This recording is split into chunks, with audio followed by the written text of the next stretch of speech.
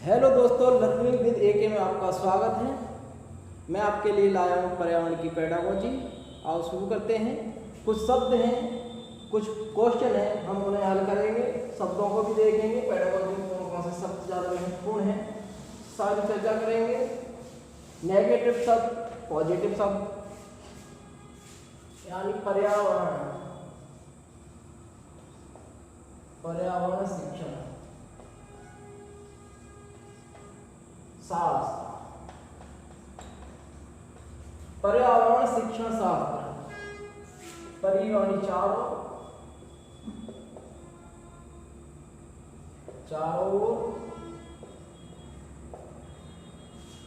आवरणवाणी ढका हुआ।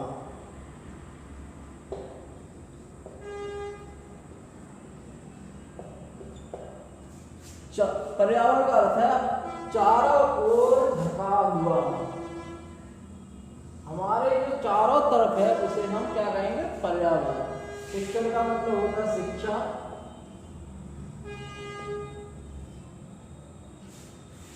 जो हमारे चारों तरफ है उसे हम कैसे सीखते हैं, कैसे बच्चों को सिखाते हैं, ये सब है पर्यावरण शिक्षण शास्त्र का अर्थ।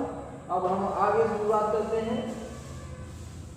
पर्यावरण किसी पाठ्य पुस्तक का हिस्सा नहीं है, किसी पाठ्यक्रम का हिस्सा नहीं है प्राथमिक विषय में। ये एक थीम के आधार पर पूरा पर्यावरण पढ़ाया जाता है। पूरे थीम के आधार पर ही पर्यावरण ज्ञान दिया जाता है। तो पहले सबसे पहले थीम पढ़ेंगे।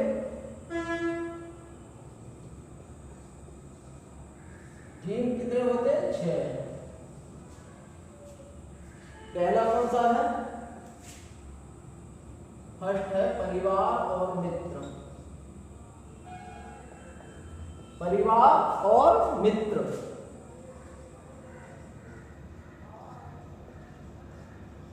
इसके 4 थीम हैं।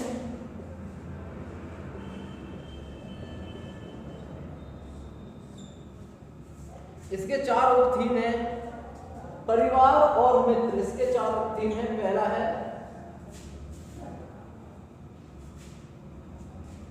आपसी संबंध।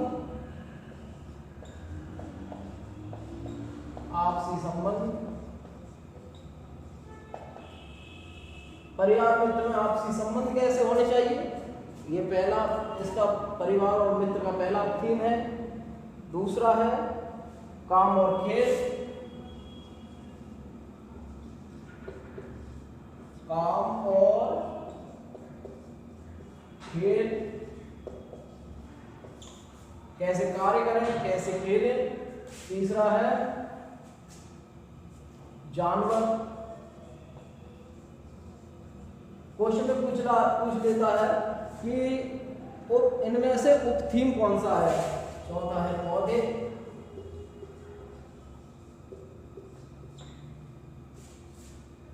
खासकर ये दोनों ध्यान देना चाहिए।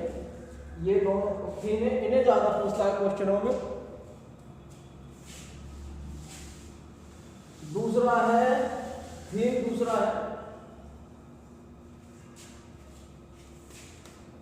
भोजन।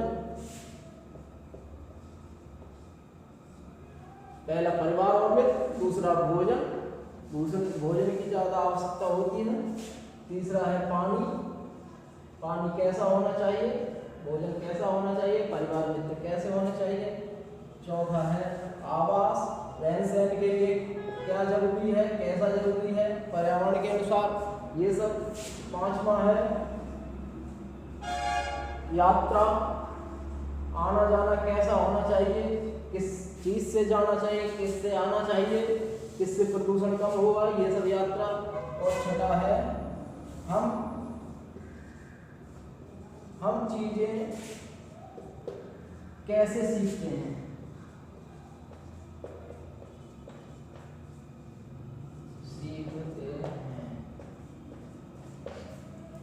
परिवार और मित्र, इसके 4 थीम है। दूसरा है भोजन, तीसरा है पानी, चौथा है आवास, पांचवा है यात्रा और छठा है चीजें कैसे सीखते हैं। जब उप थीम की बात करता है तो इसे जरूर देता है, जैसे लगे ये उप थीम है तो ज़्यादातर आंसर इसे ही लगा देते हैं कि ये उपथीम होगा, जानवर और पौधे थीम में भी होंगे, लेकिन ऐसा नहीं है, जानवर और पौधे उपथीम में हैं। अब हम आगे कुछ शब्दों को शुरू करते हैं। पर्यावरण में जो महत्वपूर्ण शब्द है पेडागोजी में,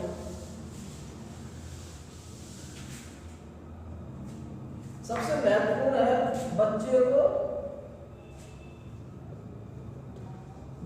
को स्वयं करके सीखना। बच्चे को स्वयं करके सीखना पर्यावरण का मेन उद्देश्य बनाया गया है।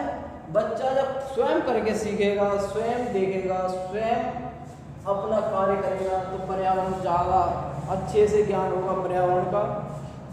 दूसरा है खोजबीन।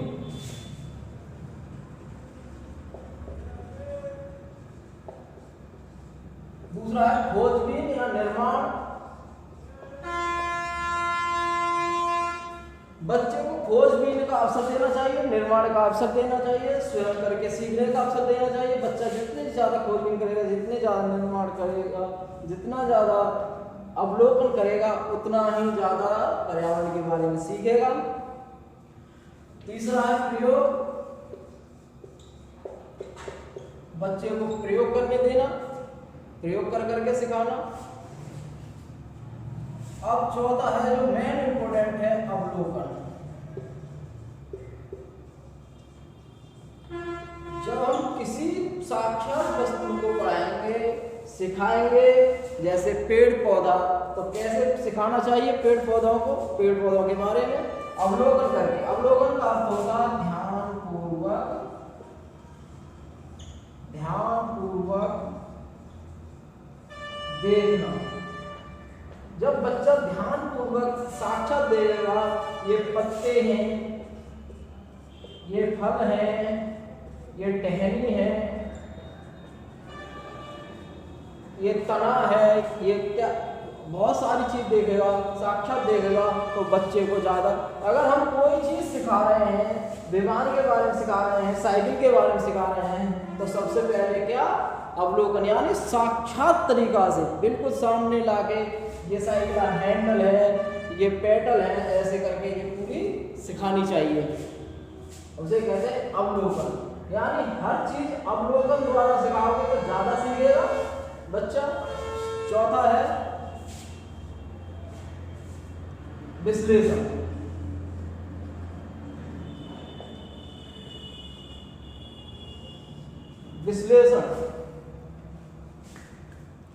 विश्लेषण का अर्थ है अलग अलग करके सिखाना, उनकी आवश्यकता बताना, इस चीज की क्या आवश्यकता है, पत्ते की क्या आवश्यकता है, यानी विश्लेषण। पांचवा है रचनात्मक। पर्यावरण के ये मेन मुख्य शब्द हैं, बहुत इंपॉर्टेंट है, बहुत आवश्यकता वाले हैं। रचनात्मक मतलब रचना कर करके, रचना खुद कर करके, रचनात्मक यानी चिंतन कर करके कैसे हम सीखे, कैसे कर सकते हैं, रचनात्मक ढंग से सिखाना चाहिए। मेन इंपॉर्टेंट पर्यावरण। छठा परिवेश। परिवेश से जुड़ी हुई बातों को सिखाने से बच्चा जल्दी सीखता है। वास्तविक जीवन, जो वास्तविक जीवन की घटना है, उन्हें सिखाने से बच्चा जल्दी सीखेगा। संदर्भानुसार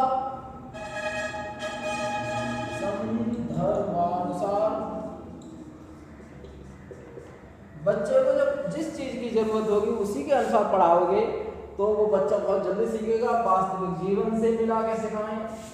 शहर वाला बच्चा है स्कूल में और गांव वाला बच्चा है, तो गांव की गली और शहर के नाले अलग अलग होते हैं, यानी कि उन्हें बताएं कि पानी दोनों में निकलता है, गंदा पानी दोनों में निकलता है। तो परिवेश से जोड़े, वास्तविक जीवन से जोड़े। अवधारणात्मक। अगला है अवधारणात्मक। जैसे बच्चे की अवधारणा है, जैसा करना चाह रहा है, अगर उसी हिसाब से हम सिखाएंगे तो बच्चा जल्दी सीखेगा। या आदर्श, किसी आदर्श विधि के द्वारा सिखाएंगे, यानी मूल्यों के द्वारा सिखाएंगे, यानी सत्य, मूल्य यानी सत्य, जो सत्य है वही मूल्य है। अगर हम सत्यता के द्वारा, आदर्शता के द्वारा सिखाएंगे तो बच्चा अच्छे से सीखेगा। बिल्कुल सत्यता का मतलब यानी प्रत्यक्ष रूप से हमें सिखाना। अगला प्रत्यक्ष रूप, अगर प्रत्यक्ष रूप से हम सिखाएंगे तो बच्चा अच्छा सीखेगा। यानी सारी चीजें वही हैं, एक तरह से अर्थ थोड़ा थोड़ा शब्द अलग है, लगभग अर्थ वही निकल रहा है सभी का, सतत और व्यापक।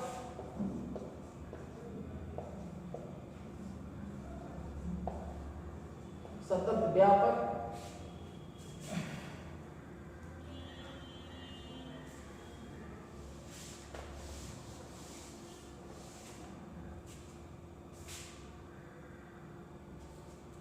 यानी सदा, जो सदा से होता आ रहा है, सतत यानी सतत, सर्वदा यानी हमेशा जो होता आ रहा है, अगर हम उसे ही सिखाएंगे, जो पर्यावरण यानी प्राकृतिक चीज है, मतलब प्राकृतिक, तो बच्चा अच्छे से सीखेगा। व्यापक, अच्छी तरीके से पूरा फैला हुआ, पूरे ढंग से, यानी हर तरह से सिखाएंगे, पूरी तरह से सिखाएंगे, यानी व्यापक तरीका से सिखाएंगे, बच्चा बहुत जल्दी सीखेगा। अगला है अनुभव। बच्चों के अनुभवों के जोड़कर पढ़ाने से, सिखाने से बच्चा जल्दी सीखता है। बच्चों का अनुभव कहलाता है। बच्चे कंचे खेलते हैं, कंचों के द्वारा क्या होता है, पेड़ पौधा, आमों की गुठलियों में बहुत रुचि होती है बच्चों को, इनसे सिखाया जाए। व्यवहारिक जीवन, सक्रिय भागीदारी, सक्रिय भागीदारी,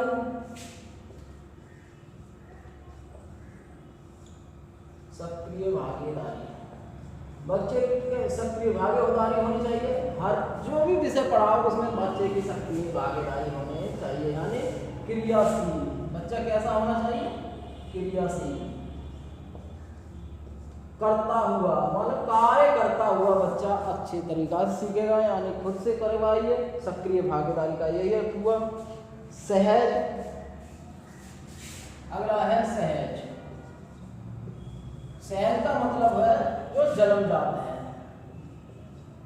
जन्मजात है, प्राकृतिक है, सतत है, व्यापक है, सत्य है, यानी इसका कोई तोड़ ना हो, जिसका कोई, जो सदा के लिए अगर सहज तरीका से है, यानी जो जन्मजात है, शुरू से है, तो वो बच्चा अच्छे से सीखेगा। ये पर्यावरण के सभी मुख्य और मेन आवश्यकता वाले जो हर एग्जाम में आएंगे, सीटेट के में 15 क्वेश्चन लगभग इन्हीं चीजों से आते हैं। 15 में तो 12 तो इन्हीं लगभग आते ही आते हैं। परस्पर सहयोग, आपस में मिलजुल कर कोई कार्य करना, इससे बच्चा अच्छा सीखेगा। अपसारी, यानी सृजनात्मक, यानी फैला हुआ, इसी को व्यापक कह सकते हैं। फैला हुआ, यानी फैला हुआ ज्ञान, आउट ऑफ बॉक्स। फैला हुआ ज्ञान कैसा होना चाहिए, आउट ऑफ बॉक्स, यानी जैसे हम डेली यूज करने वाली चीजों से सिखाना, हाथ पैर उंगली आदि पेंसिल आदि से सिखाना। वातावरण और वंशानुक्रम, वातावरण और वंशानुक्रम,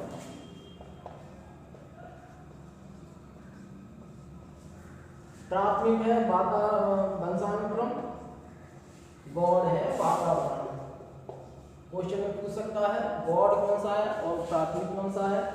इससे बच्चे शुरू से वातावरण से सीखते हैं और वंशानुक्रम यानी वंशावली जो चली आ रही है उसके अनुसार भी माइंड।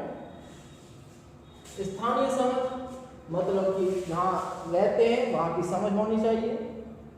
वर्गीकरण, विशेषताओं के साथ अलग अलग करके उस चीज़ की विशेषता बता के सिखाना संदर्भ अनुसार।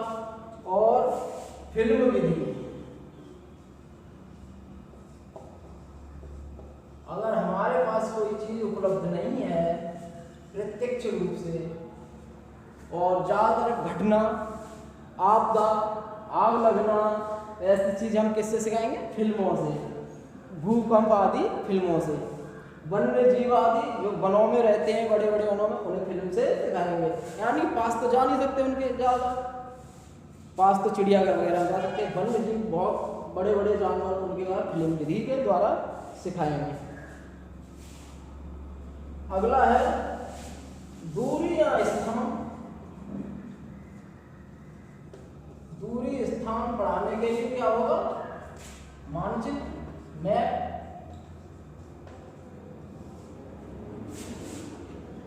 देश दुनिया, ब्रह्मांड आदि पढ़ाने के लिए ग्लोब। देश दुनिया पढ़ाने के लिए हम ग्लोब का सहारा लेंगे। दूरी स्थान पढ़ने के लिए मानचित्र का सहारा लेंगे।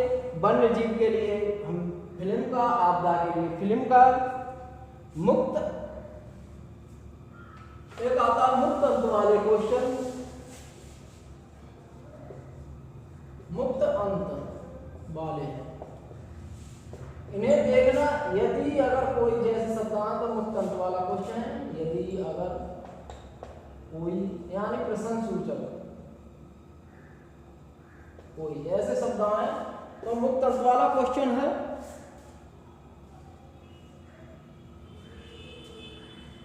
व्यवहारवादी उपागम हम सीखेंगे अनुकरण से, और व्यवहारवादी उपागम हम भावात्मक पर जाते हैं। भाव हमारे पैदा होते हैं अनुकरण से, व्यवहारवादी। एक है शब्द अनुमोदन, प्रसन्न होना, प्रसन्न करना या होना। किसी कार्य से बच्चा प्रसन्न हो रहा है, शिक्षक प्रसन्न हो रहा है, तो उस कार्य को करना चाहिए। या बच्चा प्रसन्न हो रहा है या खुद प्रसन्न हो रहा है, अच्छा लग रहा है, तो उसे कार्य करना चाहिए। अवधारणात्मक, अवधारणात्मक का मतलब कॉन्सेप्ट, कॉन्सेप्ट संकल्पना, संप्रत्यय। अब हम और एक चीज और, कहानी,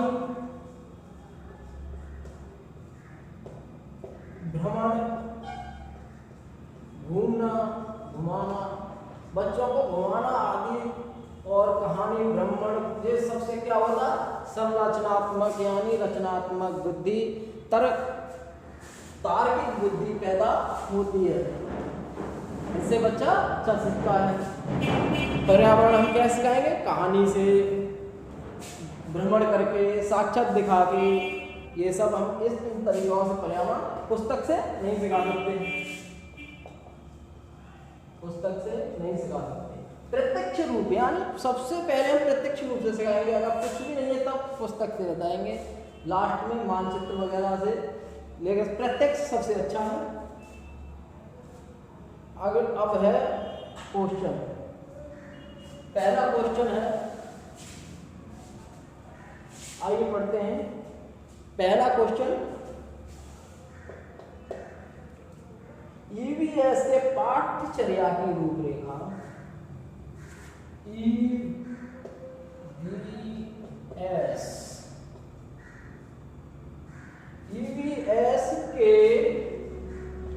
ईवीएस के पाठ्यचर्या, ईवीएस के पाठ्यचर्या,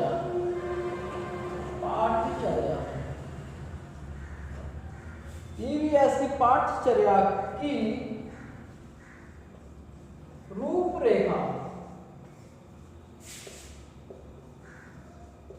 ईवीएस के पाठ्यचर्या की रूपरेखा निम्न आधार पर बनाई गई है। निम्न आधार पर बनाई गई है। निम्न आधार पर बनाई गई है। ईवीएस ईवीएस की पाठचर्या किस आधार पर बनाई गई है, ये हम ऑप्शन में देखेंगे। कैसे पढ़ाना चाहिए, पाठ्य पुस्तक द्वारा या थीम द्वारा या पाठचर्या द्वारा। नंबर 1 है ऑप्शन विषय वस्तु।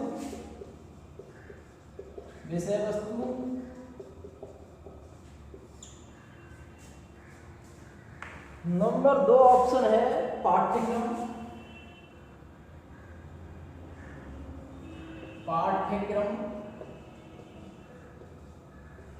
नंबर 3 है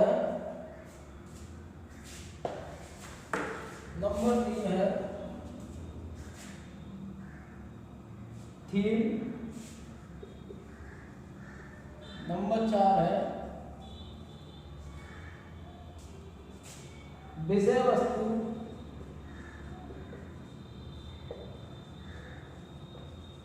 और पाठ्यक्रम।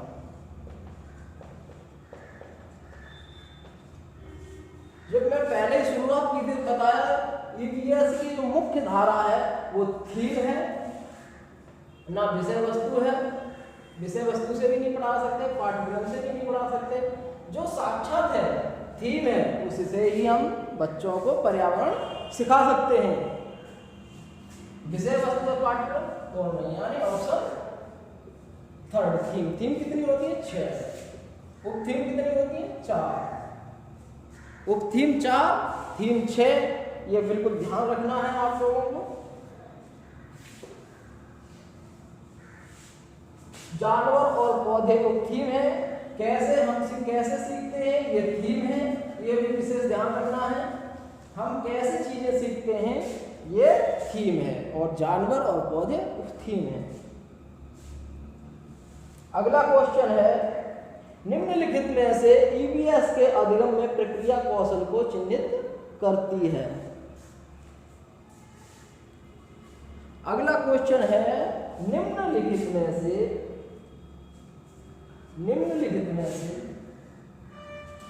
क्वेश्चन है निम्नलिखित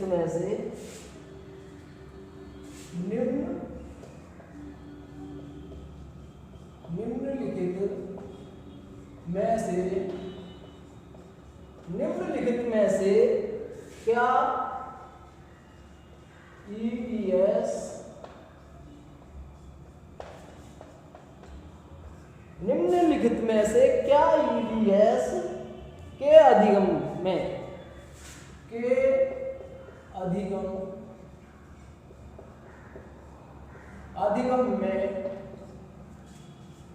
निम्नलिखित में से क्या ईवीएस के अधिगम प्रक्रिया कौशल को अधिगम में प्रक्रिया कौशल। हिंदी के कौशलों को बहुत जल्दी पढ़ाएंगे, बहुत जरूरी है, बहुत ज्यादा क्वेश्चन आते हैं। तो कौशलों को चिन्हित करती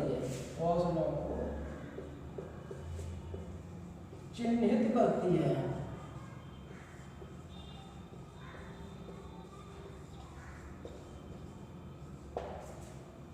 निम्नलिखित में से क्या ईवीएस के अधिगम में, क्वेश्चन में तो ज्यादा ध्यान देना चाहिए। अधिगम में प्रक्रिया, अधिगम यानी सीखने में जो प्रक्रिया है उन कौशलों को चिन्हित करती है। कैसे पढ़ना चाहिए, कैसे हमें सीखना चाहिए, ये क्वेश्चन कह रहा है। पहला ऑप्शन है वर्गीकरण, दूसरा है वर्णन,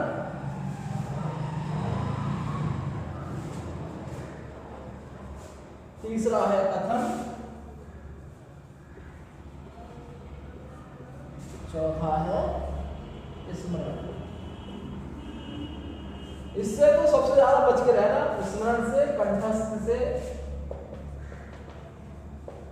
याद करना से, रटना,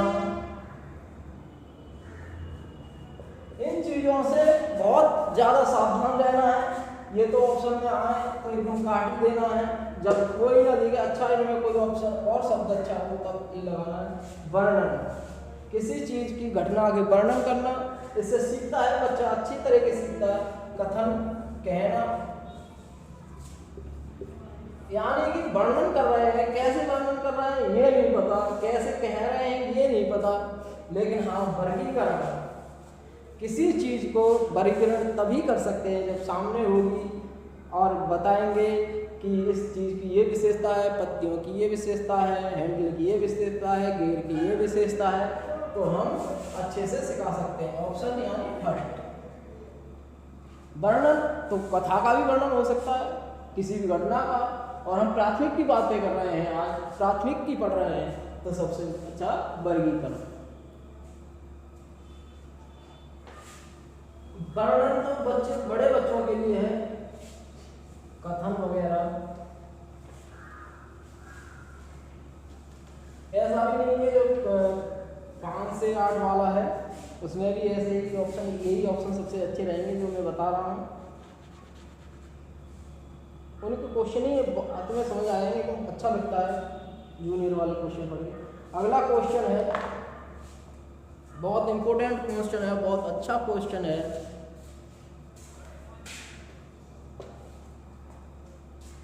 निम्न में से कौन सा ईवीएस शिक्षण रचनात्मक आकलन का उपकरण है? निम्न में से कौन सा ईवीएस शिक्षण का रचनात्मक आकलन उपकरण है? निम्न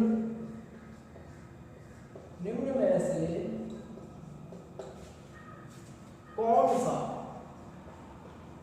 से कौन सा ईवीएस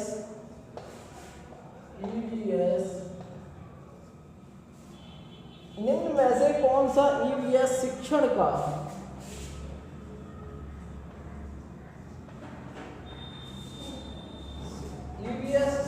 रचनात्मक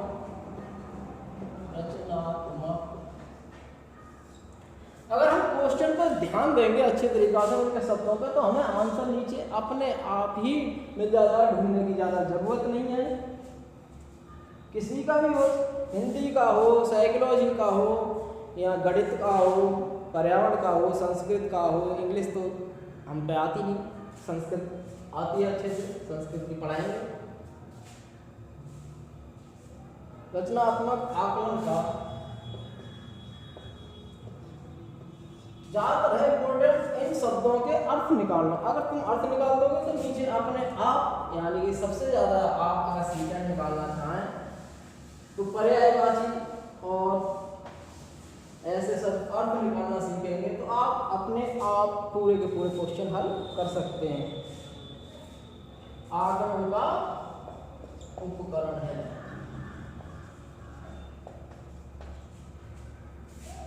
ईवीएस शिक्षण यानी शिक्षा का रचनात्मक, यानी बच्चे को रचनात्मक कैसे बनाएं, रचनात्मक यानी सृजनात्मक अपसारी बच्चा कैसे बनेगा, उसका आकलन यानी मूल्यांकन यानी परीक्षण, ये चीजें।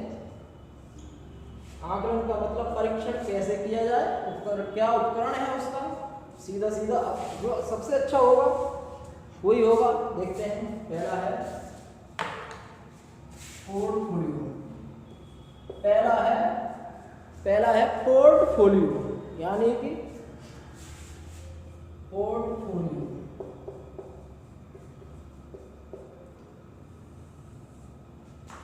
पोर्टफोलियो का मतलब है जो हम बच्चे को देख रहे हैं गतिविधियां करते हुए, पढ़ते हुए, लिखते हुए, लेख कैसा है, कौन से विषय में अच्छा पढ़ रहा है, ये सब हम तो अगर देख रहे हैं, उसका जो मूल्यांकन किया उनको अंकित करना, नोटबुक में उन्हें लिखना कि कौन सी गतिविधि कैसी है, उनका मूल्यांकन करना ही पोर्टफोलियो कहता है। पहले बच्चे को ध्यानपूर्वक देखेंगे क्या गतिविधि कर रहा है, उसके बाद इसे रजिस्टर में लिखेंगे। अगला है ये है डी, दृष्टांत अभिलेख। सारे ऑप्शन लिखने से ही हैं। दृष्टांत यानी जो हमने दृष्टांत दिए उनका अभिलेख बच्चों से पूछना कि तुम्हारे घर में क्या है, वो जो दृष्टांत दिए बच्चों की बातें करने से, बच्चों के बारे में पूछने से जो उन्हें मिलता है उनको लिखना ही दृष्टांत अभिलेख कहलाता है। जो बच्चों से पूछा कि तुम कहीं घूमने गए, कहाँ नानी के यहाँ, क्या क्या देखा, क्या क्या भोजन खाया, क्या क्या, जो उसने दृष्टांत दिए, हमने वो किया, यही दृष्टांत अभिलेख है। अगला है सी,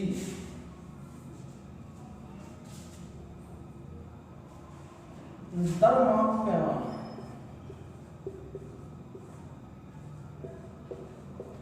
बच्चे की बुद्धि लब्धि कैसी है, कौन से बच्चे की बुद्धि लब्धि कैसी है, कौन सा जल्दी पकड़ लेता है, कौन सा कम जल्दी पकड़ता है, कौन सा सबसे कम पकड़ता है, उसी को हम दरमाप पैमाना कहते हैं। ये भी बच्चे की एक अलग रजिस्टर होता है, दृष्टांत अभिलेख का अलग होता है, पोर्टफोलियो का अलग होता है। यानी जो हमने देखा बच्चे के अंदर, जो हमने बच्चे दृष्टांत दिए, कैसे पृष्ठभूमि से आ रहा है, कैसे क्या कर रहा है, कैसे माता पिता हैं, सारे ये इसमें होंगे। दरमाप यानी बच्चे कितनी जल्दी पकड़ कर रहा है किसी चीज की, वो यहाँ पर होगा डी। अगला है अवलोकन।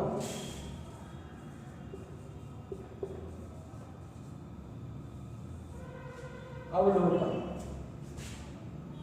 एवं रिकॉर्ड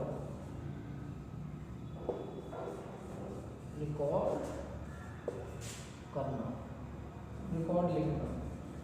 चारों ऑप्शन लिखने से मतलब यार बच्चे का जो क्रियाकलाप है सारे ऑप्शन उसी से संबंधित हैं। एक सबसे अच्छा ऑप्शन कौन सा है, पोर्टफोलियो, ये भी अच्छा है, उसके देख रहे हैं। दृष्टांत अभिलेख, उस ये भी अच्छा है। एक सबसे अच्छा बच्चे को अवलोकन यानी ध्यानपूर्वक देखना और उसे रिकॉर्ड करते रहना, ये सबसे अच्छा आंसर है। अगर चार ही ऑप्शन है और ABCD वाला मामला नहीं है तो ऑप्शन ये होगा, दूसरे नंबर पर ये होगा, तीसरे नंबर पर ये होगा, चौथे नंबर पर ये होगा। ऐसे भी देखना चाहिए। वैसे इनका आंसर चारों है ABCD।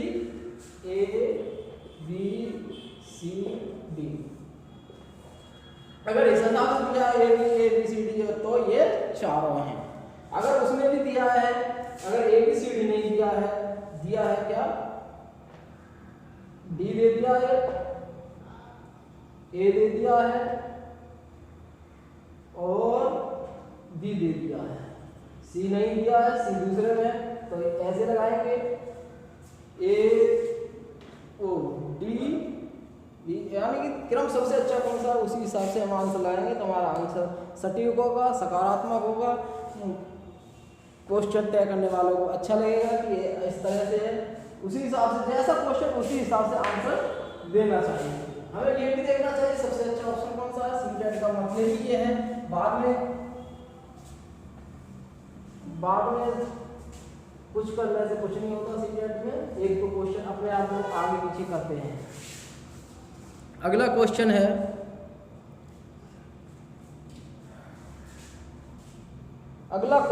निम्नलिखित में से EVS सीखने की अधिकतम सुविधा प्रदान करता है।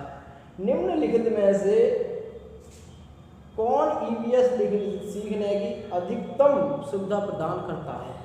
संदर्भ की पुस्तकें, जब मैंने बताया कि पुस्तकें नहीं होना चाहिए। अगर ऑप्शन और खराब है यानी संदर्भ पुस्तकें हैं, देखते हैं। अगर और की कहानियां और आख्यान, पाठ्य पुस्तक, परीक्षा विवरण, ये विवरण या पाठ्य पुस्तक परीक्षा, ये तो बिल्कुल गलत है। परीक्षा आ गई, परीक्षा नहीं है बच्चे, EVS वगैरह किसी भी में नहीं है, तो कक्षा 1 से 5 तक। विवरण भी नहीं दे सकते। कहानियाँ और आख्यान, कहानियों में बच्चा रुचि लेता है, बच्चा सीखने का बहुत अच्छे से प्रयास करता है, इसका मतलब आंसर भी होगा इसका। निम्न में से कौन EVS सीखने की अधिकतम सुविधा प्रदान करता है, यानी कहानियाँ।